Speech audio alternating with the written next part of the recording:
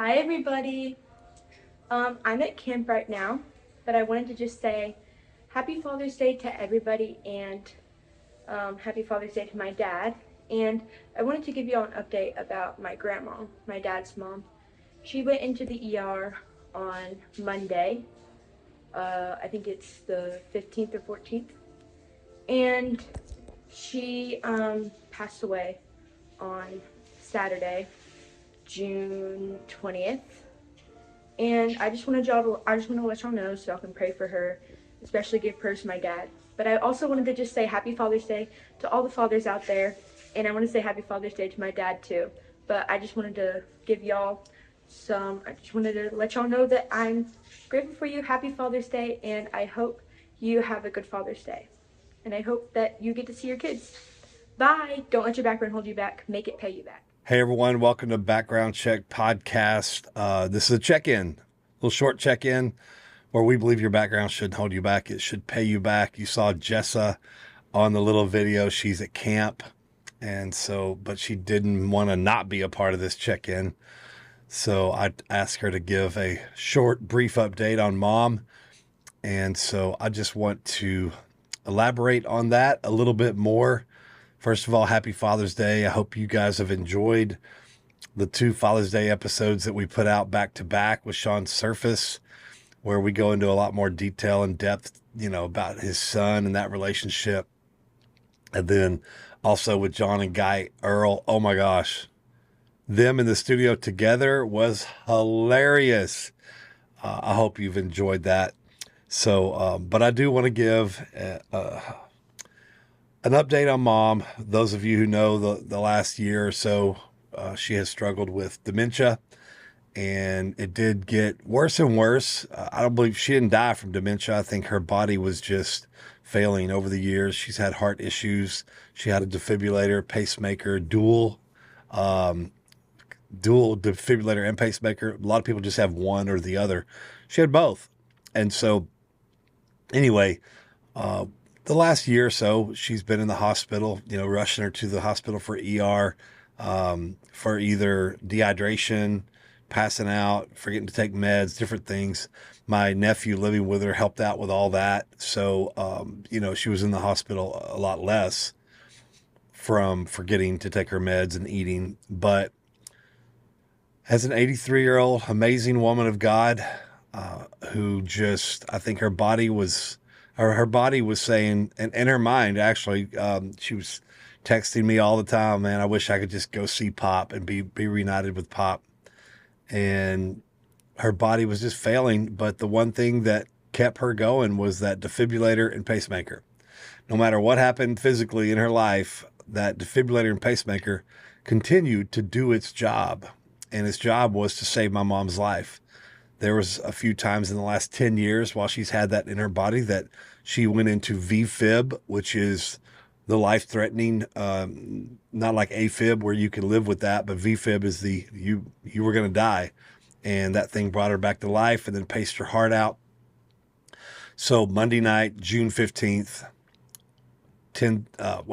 about 7 p.m. is when my nephew went into over by the recliner to wake her up, and he noticed that she wasn't just asleep anymore, she had stopped breathing. So he called 911. I rushed to the Baylor hospital where they rushed her. And, she had a DNR, and somewhere in the mix, it was overlooked inadvertently. So when she got to Baylor, they did what they're supposed to do. They saved lives, and they intubated her. And that's something that she requested not be done to her, but it happened. And we know all things work together for the good.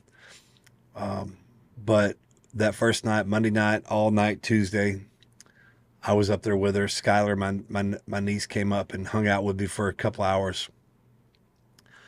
But in all reality, that should have been the last night because of the DNR. And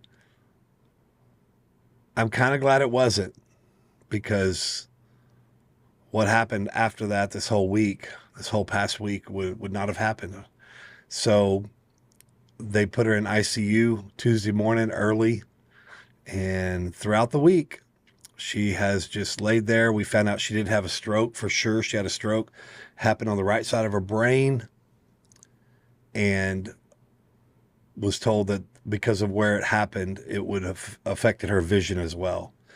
And we could see that when she would try to open her eyes. So for the most part, she's kind of in this heavily sedated, medically induced coma, and just really unresponsive until about Wednesday morning. She started moving around, opening her eyes a little bit, but it wasn't a true like, I'm coming back, I'm coming back. It was almost like involuntary movements. And the doctor said that, she, even though she had her eyes open, she probably couldn't see us. And it was hard for us as a family to know that she really shouldn't have been going through this. And so when the doctor said, "Hey, we didn't know about the DNR," and we, basically was kind of apologizing, but didn't really apologize because, I mean, they did their job. And so he said, it would have been different Monday night if we'd have known that she had a DNR in place. But man, so many people came to see my mom. I stayed up there all day, every day, overnight, except for one night. My other niece, Jill's daughter, was there. And man, so many people came to see mom.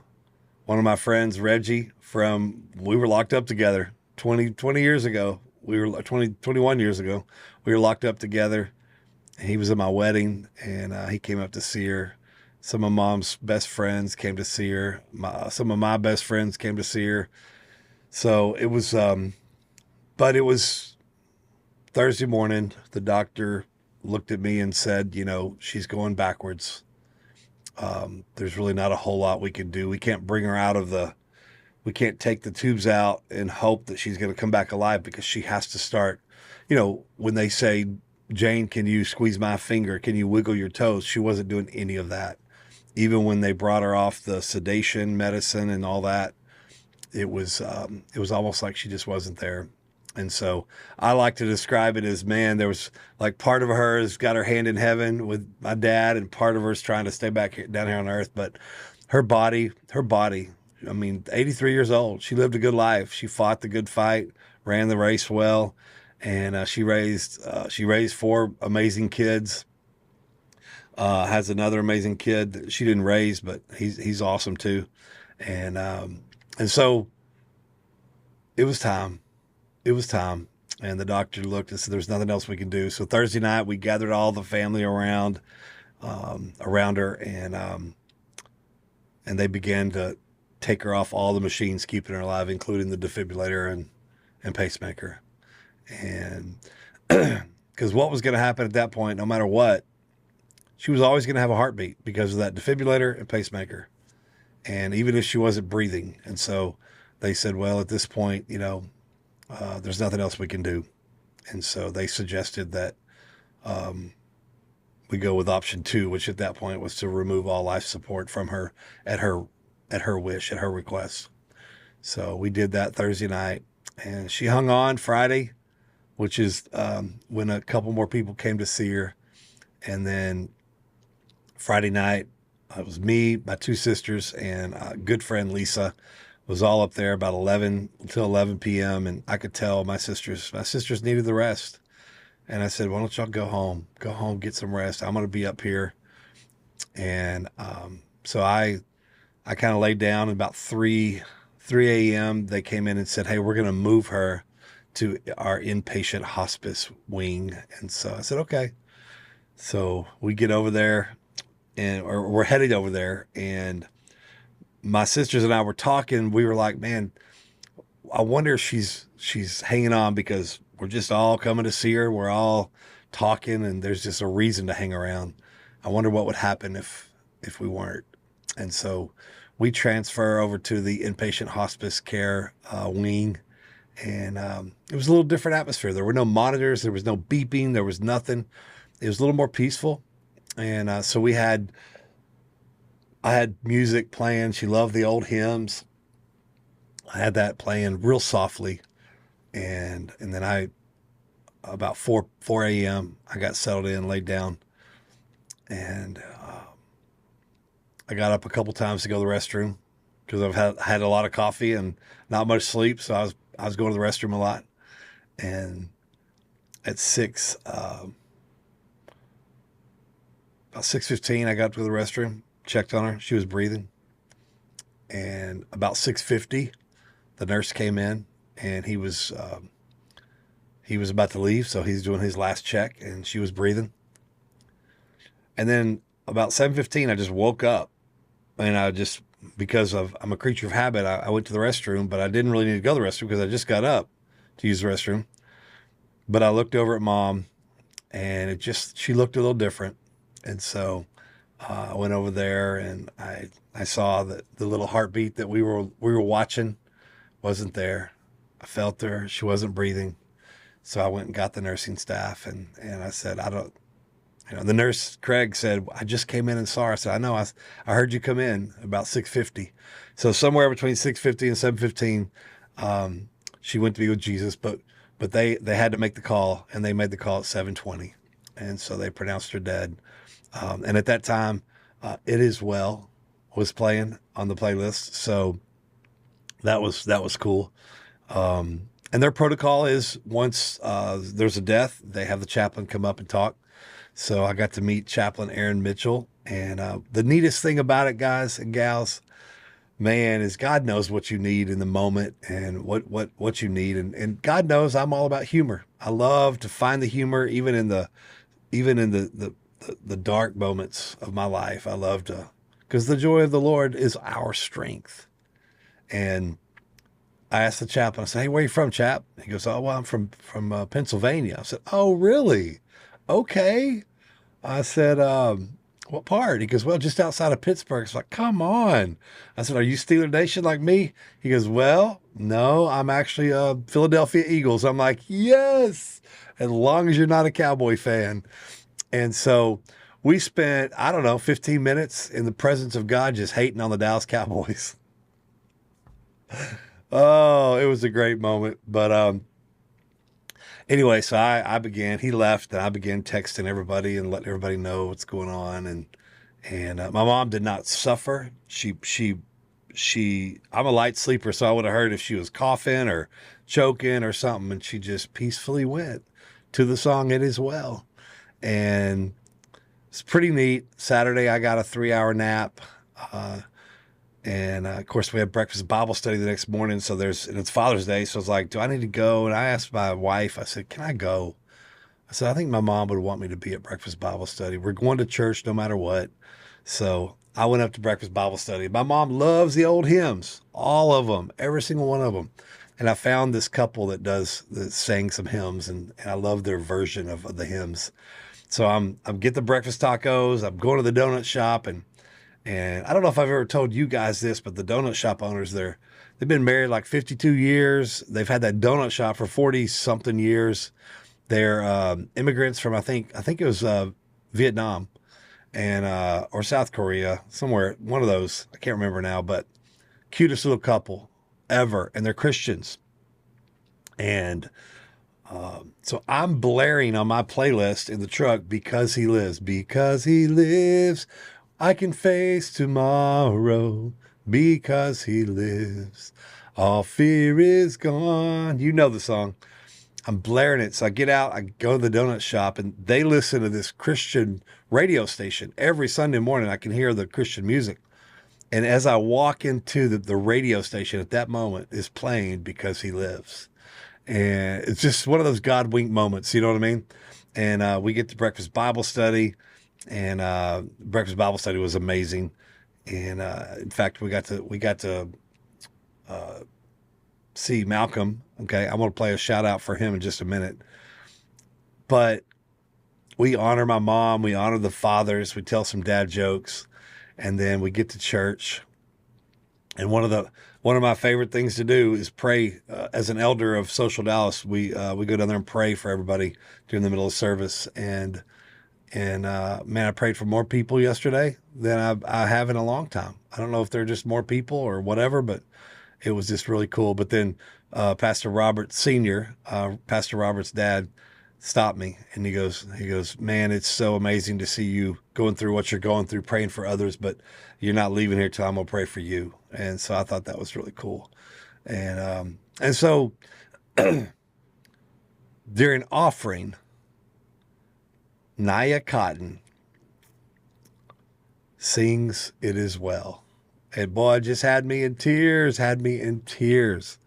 So just a few God winks there, but anyway, listen, my mom was an amazing woman and just an incredible mother. Believed in me. She was there every chance she could when I was in jail, every weekend in prison. Incredible. She was there for me, and that's why I wasn't going to leave her alone by her side, by herself. I was going to be there for her because she did so much for me. She was there for me when nobody else was. So, but she has been reunited with her first husband, my dad, in heaven, and now she gets to see Jesus face to face. One of her favorite songs by those Bill Gaither events was Sandy Patty and Larnell Harris singing "I've Just Seen Jesus." Oh, and so I can't stop listening to all the old hymns that she loved. And what a day that will be when my Jesus I shall see. When I look upon his face, the one who saved me by his grace. When he takes me by the hand and leads me through the promised land. What a day, glorious day that will be. Oh, so anyway, we just wanted to give you an update and thank you for everyone who's been praying for her. To all of you who I sent messages to when she first went to the hospital, I know it sounded like I made it sound like she passed away, and I'm sorry for that confusion. Out here, when I posted on social media, your prayers are working. Everyone thought that I was kind of saying she's coming back. She's going to make a full recovery. So I sent out a lot of confusing messages, and I want to apologize. My mind was just crazy. So, but anyway, one of the things my mom always taught us was, pretty much the show must go on. So we want to do just a little background check in here. And first, I want to do some jokes. I want to do some dad jokes since it was Father's Day. So let me see here. Where do I want to start? What shoes do ninjas wear? What shoes do ninjas wear? Sneakers. Why did the mushroom always get invited to the parties? Because he's a real fun guy. Let me see here.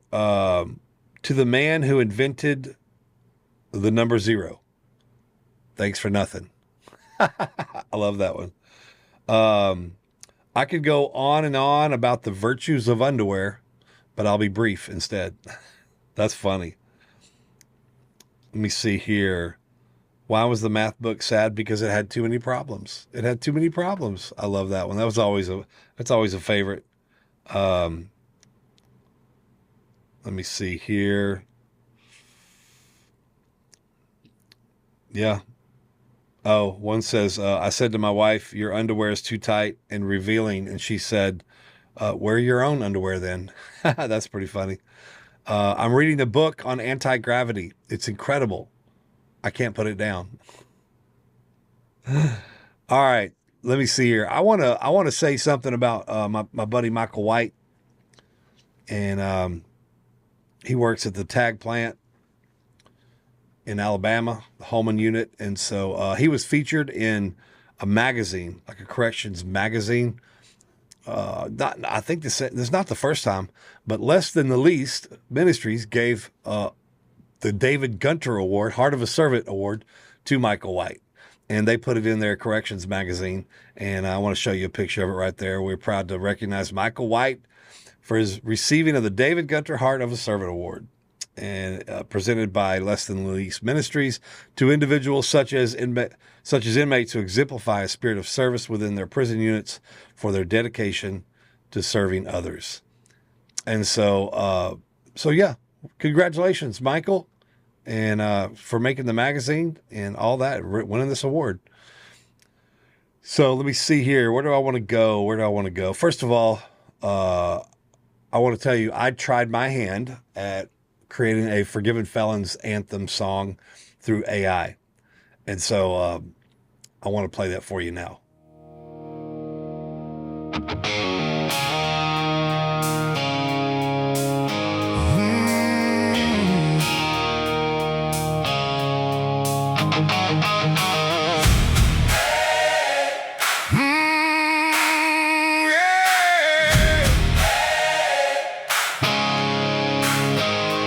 I was raised on Sunday mornings, but I didn't care. Running from the blue lights like I wasn't scared. Bottle in my hand, lies on my breath, burning every bridge, playing games with death. Thought I had control, yeah, I ran my name, but every mile I took just fared the same old flame. Steel door slam, judge read my fate, chains on my life, said son, it's too late. But something in the dark was calling me. But this ain't the end of my story. No, this ain't where it stops. Yeah, I fell hard, but grace came for me right there in the dark. Now I'm standing in freedom, not who I was before. I'm a forgiven felon, yeah, forgiven felon, and I'm coming back for more. Concrete walls, anger in my chest, God in that fight, yeah, I failed that test. They threw me in the hole, locked me away, left me with my demons and the words I'd say. But somewhere in the silence I heard his voice, said, son, you still got a choice. Right there in the dark where I broke down slow, that's where Jesus met me in the hole. This ain't the end of my story. No, this ain't where it stops. Yeah, I fell hard, but grace came for me right there in the dark. Now I'm standing in freedom, not who I was before. I'm a forgiven felon, yeah, forgiven felon, and I'm coming back for more.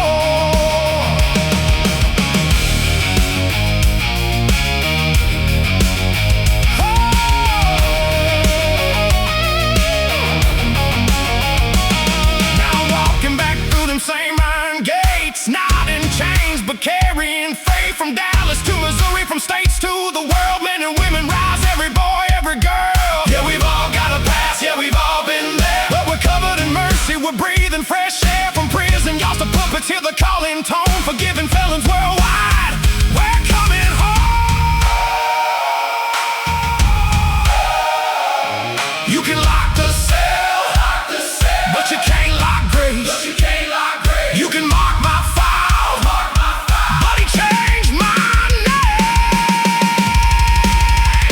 This ain't the end of our story. No, this ain't where it stops. We're living proof that mercy still works, even on the lost. Now we're standing in freedom, not who we were before. We're forgiven felons, yeah, forgiven felons, and we're coming back for more.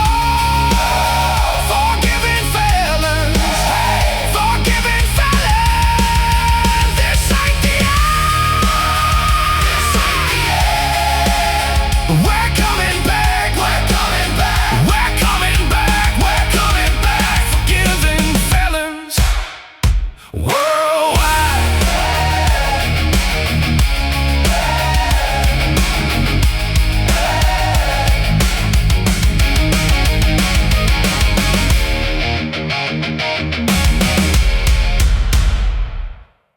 Okay, what did y'all think? All right, certain sounds, are a little cheesy, I think, but that was our first attempt. I think it was pretty good. I don't know, a little work, I could become an AI artist, I think. I do want to say Happy Father's Day to my own son, who was here the 2 weekends ago. So I got some pictures of him there. He was here with his girlfriend. They're going to give me another grandbaby. And he was here with his girlfriend, his daughter, my first grandchild, Autumn. She calls me Papa now. So that's pretty cool. And Tiffany is his girlfriend's name. And she has her own little son named Rowan. He's a cutie pie. But yeah, it was cool to have him in town. He also turns 26 on June 30th. So happy birthday to my son, Chase. And it was good to have him. He got to come see my mom when we went to her house when he was here. My mom was not up yet that day, and she wasn't her normal self. So he didn't get to see her in her normal self at the very end, but he still got to see her. So, okay. So we talked about Malcolm. I got to surprise Malcolm and Michelle at a restaurant in Waxahachie. Malcolm's mom told me, hey, we're going to be at Pops in Waxahachie. So I said, you know what? I'm going to sneak up and I'm going to surprise him. So I got to do that. And then Malcolm and Michelle came to Breakfast Bible Study. And I want to play the shout out video for Malcolm real quick. Hey, what's going on, guys? Malcolm here at the Breakfast Bible Study. Reality's real, man. God is good. When you get out, everybody, y'all know who y'all are. I'm not going to be on here naming names. Just want to say God bless y'all. It's good out here. God is good.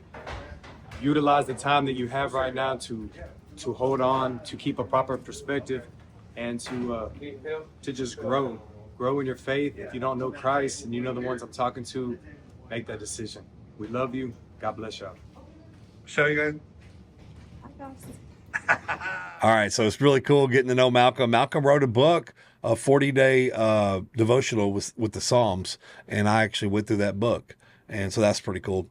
And speaking of Breakfast Bible Study, we are starting the book, The Dream Giver. That was my first book I read in prison, changed my life. We've gone through it before at the house a long time ago, but now we're going to go through it at Breakfast Bible Study. And again, if you don't have the book, get it. If you're in the Dallas area every 2 weeks, come to Breakfast Bible Study. We're about to start going through that thing. I saw a neat question. I don't remember where I saw it, but the question was, if everyone in the world wrote down their problem on a piece of paper and everyone put it in a jar, in a bowl, would you rather keep your own problems,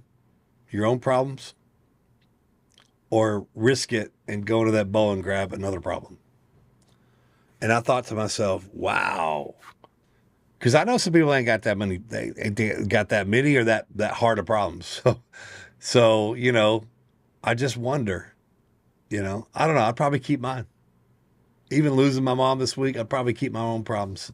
But I thought that was an interesting question. Hey, I want you to know, out here, you know, AI and robots are everywhere now. I mean, robots are everywhere. I believe that one day you're going to be able to go to Walmart and buy a robot off the shelf. We're starting to see them a lot more now in retail and convenience stores and retail stores. BJ's Wholesale Club, it's kind of like a Costco or Sam's. I shop there now, and they got, or I don't know if this was at Costco. This might have been at Costco. I don't know. But there's a robot in there, and then I go to Quick Trip all the time, and they got a robot cleaning the floors all the time. So I got some pictures of them there. So, you know, it's pretty neat. Where we're headed with all this is pretty cool. So, okay. But listen, those of you who have lost loved ones while you're in prison, I unfortunately didn't get to experience that while I was in prison. My dad died a year after I got out of prison, and now my mom 20 years after I got out of prison. It's hard being out here, so I can't imagine being inside and losing a loved one. And so I just want you to know that I'm lifting everyone up in prayer who is incarcerated, who's going through the grief process of losing a loved one. Because I know my heart's breaking for my mom, even though I know it was her time to go. But I'm not going to get to ever see her again down here. I'll see her again in heaven. And that's the joy of being a Christian, is knowing that we can mourn for a little bit, but we're going to see our loved one again one day. And going through a grief process with Jesus, I can't imagine not having Jesus through the grief process. But I just want everyone to to know that I'm praying for you guys. My mom loved all of you. She loved all of you. Okay. And her appearance on some of the podcasts helped change some lives in prison. In fact, it helped save a life one time.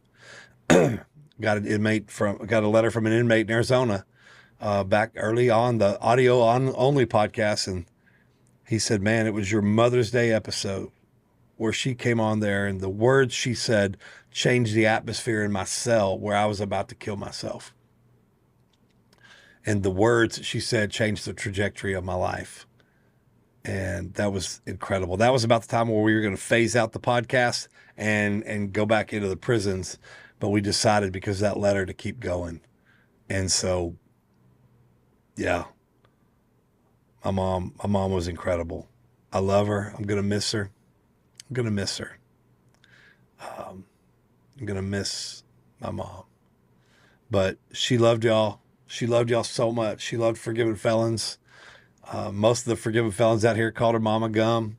And some of y'all do too. When y'all write in, y'all call her Mama Gum. But grieve, but rejoice that she's in heaven. She's fully 100. She doesn't have dementia anymore. That's what I know. She doesn't have dementia anymore. So I love y'all. Peace. Pray for Jessa. She's out of town this week. We're alone with Gemma this week. And I love y'all. I love y'all. I love y'all so much. Thank y'all all for over the years praying for my mom, loving on my mom. And don't let your background hold you back. Make it pay you back. Happy Father's Day.